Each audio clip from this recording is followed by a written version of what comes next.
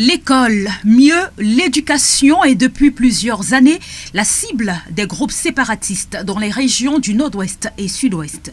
Des élèves ont été tués en pleine salle de classe et d'autres sur le chemin de l'école. Leur seul crime, avoir voulu bénéficier d'une éducation de qualité, un droit inaliénable pour tout enfant.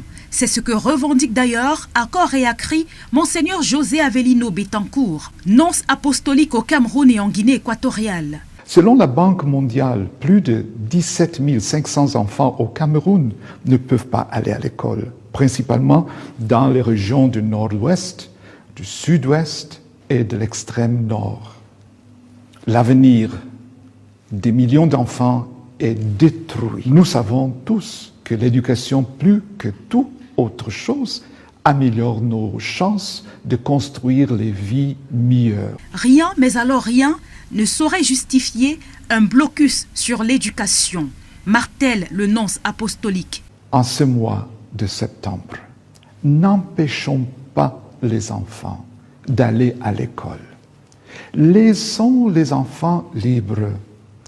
Laissons les enfants construire l'avenir. Rappelons les paroles de Nelson Mandela, qui a dit « L'éducation de tous nos enfants doit être l'une de nos priorités les plus urgentes. » La violence ne se justifie pas, ni le dimanche, ni le lundi, ni aucun jour de la semaine. Pour mettre fin à cette crise sécuritaire qui a endeuillé depuis 2016 de nombreuses familles et fait des milliers de déplacés, les États-Unis réaffirment leur position.